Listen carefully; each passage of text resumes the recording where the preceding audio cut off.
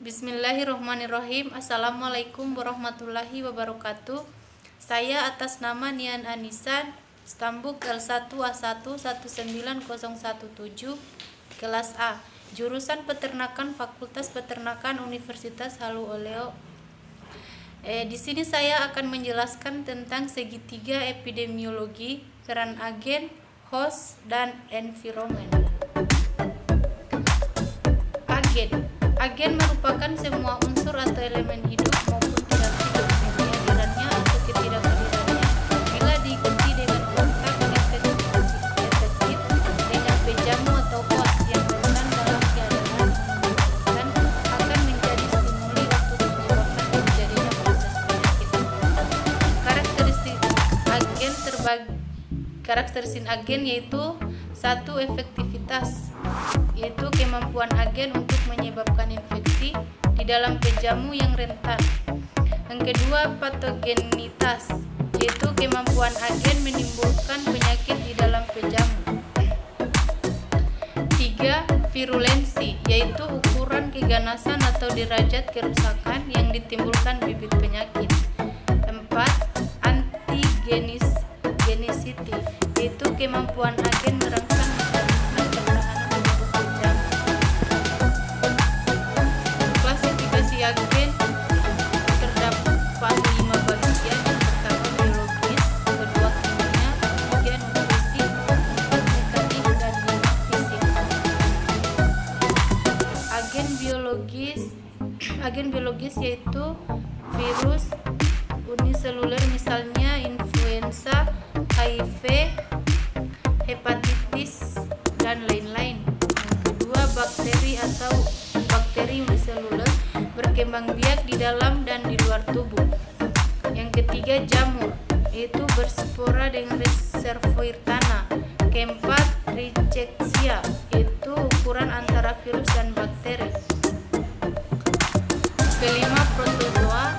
6, metazoa atau multiseluler.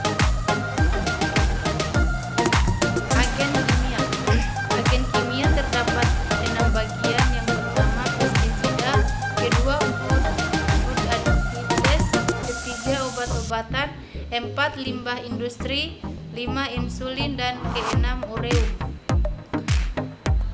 Agen nutrisi terdapat 6 bagian, yaitu karbohidrat, protein, lemak, vitamin, mineral dan air. Agen mekanik yaitu kecelakaan jalan raya.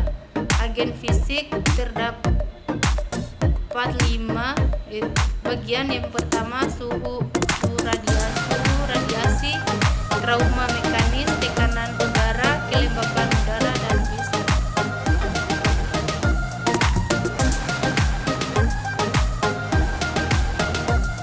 Lanjut, faktor lingkungan atau environment adalah segala sesuatu yang mengelilingi dan juga kondisi di luar manusia atau hewan yang menyebabkan atau memungkinkan penularan penyakit. Merupakan faktor ekstrinsik yang cukup penting dalam menentukan terjadinya proses interaksi antara pejamu dengan unsur penyebab dalam proses terjadinya penyakit. Secara garis besar dapat dibagi dalam 3 bagian utama. Yang pertama, lingkungan fisik adalah keadaan fisik sekitar manusia yang berpengaruh terhadap manusia baik secara langsung maupun terhadap lingkungan biologis dan lingkungan sosial manusia. Lingkungan fisik ini ada yang terbentuk secara alamiah maupun yang timbul akibat perbuatan manusia sendiri.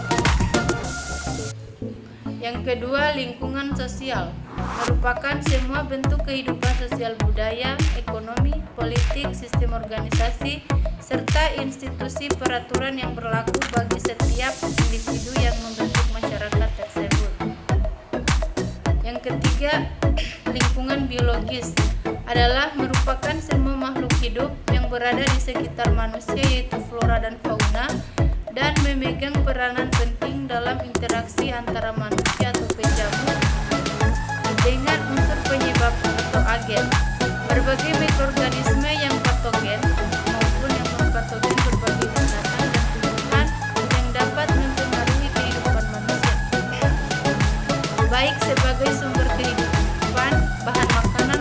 pengobatan maupun sebagai reservoir sumber penyakit atau pejamu antara fauna sekitar manusia, berfungsi sebagai vektor penyakit tertentu.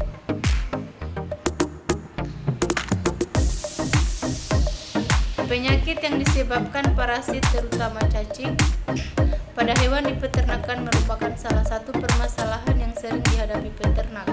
Pola pemberian pakan, faktor-faktor lingkungan itu atau suhu, kelembapan dan curah hujan, serta sanitasi kandang aliran cacing dalam saluran pencernaan dapat menyebabkan kerusakan mukosa khusus yang dapat menurunkan efisiensi penyerapan makanan. Sebagian besar peternak rakyat sapi membela tidak terlalu memperhatikan riwayat kesehatan ternak, terutama pada ternak yang terkena cacingan. Sapi perah yang terinfestasi cacing disebabkan karena lingkungan kandang yang kotor, lembab, dan adanya genangan air pada selokan di sekitar kandang. Hal ini menyebabkan larva cacing infektif berkembang menjadi metaserkaria, kemudian mengontaminasi pakan dan air minum yang dikonsumsi oleh sapi perah.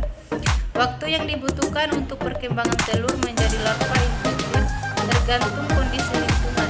Apabila kondisi kelembapan tinggi dan temperatur hangat, maka perkembangannya membutuhkan sekitar 7-10 hari. Penyebab lain tingginya prevalensi cacing saluran pencernaan karena sapi dewasa tidak pernah diberikan obat cacing untuk memberantas infeksitas yang lebih serius. Manajemen pengobatan ternak harus diperhatikan untuk mencegah infestasi cacing saluran pencernaan yang dapat merugikan peternak dari segi ekonomi. Pengobatan dan antisipasi yang harus dilakukan dengan cara memberikan antelmintik secara berkala setiap 3 bulan sekali untuk mengurangi perkembangan biak dan cacing. Sekian dari saya.